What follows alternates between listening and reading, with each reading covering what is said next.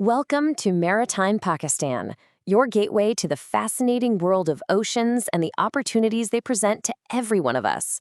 Our goal is to explore the shared heritage of the seas and oceans to achieve global prosperity. Today, we're exploring the book The Sea in History, The Ancient World, starting with its incredible introduction. We're about to dive into an idea that could completely change how you see, well, all of human history. You know this quote from the historian Antoine Proust? It's not just some clever saying. It's actually the spark behind one of the most ambitious historical projects ever. A project that set out to answer a question that, believe it or not, we haven't really been asking for centuries. And this is that question, the big one. The idea that drives this whole massive investigation. It's a bold thing to ask, right? What if the ocean, not the land, was the real engine of human progress? What if having access to the sea was the one thing that separated the civilizations that boomed from the ones that, well, that just faded away? So here's how we're going to navigate this huge idea today. We're going to see how this project, called Océanides, is trying to redraw our map of history. We'll look at the core questions they're asking, the incredible global team they put together, why they started their journey way back in antiquity, and finally, what they think is the real key to history.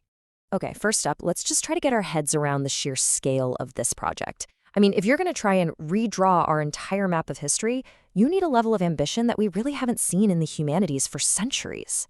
So this project, Océanides, it isn't just about ships and sailors. Not at all. It's a fundamental rethink of world history, but seen from the water's edge.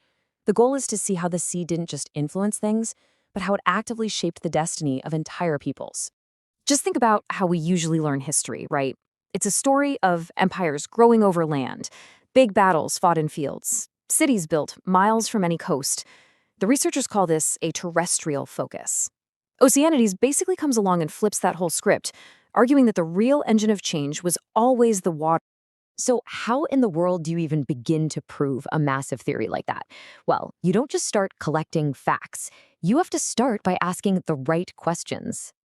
And what's so brilliant about their method is how they break this huge idea down. Instead of trying to answer one giant impossible question, they came up with a set of simpler questions that you could apply to pretty much any civilization in any time period. So this is the first big one. Was the sea a kind of cheat code? Did it give a society a competitive advantage? Did it supercharge their economy, make their culture richer, or speed up their technology in ways that landlocked people just couldn't keep up with? Okay, but next, they asked what it actually took to become a maritime power. It wasn't enough to just live near the water. What did a society need to have ready to go before they could really take to the waves? Did they need certain kinds of wood for ships, a certain number of people, a stable economy? And finally, once they were out on the water, what did they do with it? Were they peaceful traders moving goods from port to port? Were they fearsome raiders like the Vikings? Or maybe curious explorers, or even ambitious conquerors trying to build an empire? The answer tells you so much about a society's character. Now, to answer these questions for the entire planet, you can't just have a small team from one country. No way. You need a truly global crew. And the scale of this collaboration is just staggering. 260 of the world's top minds, every one of them an expert in their own field, all came together to work on this one single project.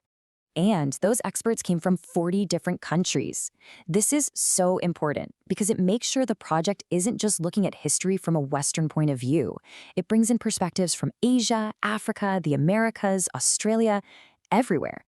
Honestly, this level of teamwork is a breakthrough all by itself.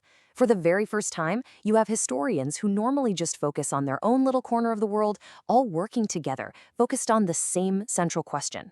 They're breaking down those invisible walls between different fields that have kept our understanding of history so chopped up. So, they had their questions, they had their all-star team. Where did this epic journey begin? Well, their first stop was the ancient world. But you might be wondering, why start thousands of years in the past?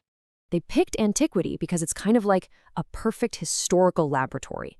It's the period where so many of the world's first big civilizations popped up, so it gives you a clean slate to watch the raw impact of a society turning to the sea. You can see, for instance, the huge difference between a society like Egypt, using the predictable Nile River, and the Phoenicians, who mastered the wild Mediterranean to build a huge network of colonies. And this laboratory covers a massive stretch of time. We're talking more than 4,000 years. That long view let the researchers track some of the most spectacular changes in history, watching societies go from prehistoric tribes to complex empires, all while keeping an eye on the sea's influence. And here's something that was really innovative about their approach. Instead of just focusing on the usual suspects, the famous seafaring cultures like the Greeks or Phoenicians, they put them on a totally equal footing with huge land-based empires like Rome and far-off powers like India and China. It created the first truly comparative world history of that whole era. But, trying to navigate the ancient past is not easy. The historical record is full of holes, and the evidence we do have isn't spread out evenly across the globe. This creates a problem the researchers call a documentary imbalance. As you can see here, for the Mediterranean, we have a ton of evidence from over 150 years of maritime archaeology and plenty of written records. But in other crucial places, like the Indian Ocean or the South China Sea, that kind of research is just getting started, and written sources are way harder to find.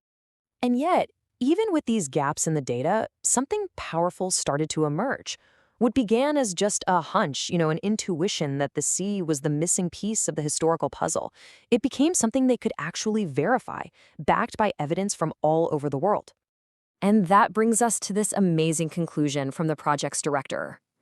The evidence all points to one thing. The sea isn't just one factor in history. It is the key to understanding our past.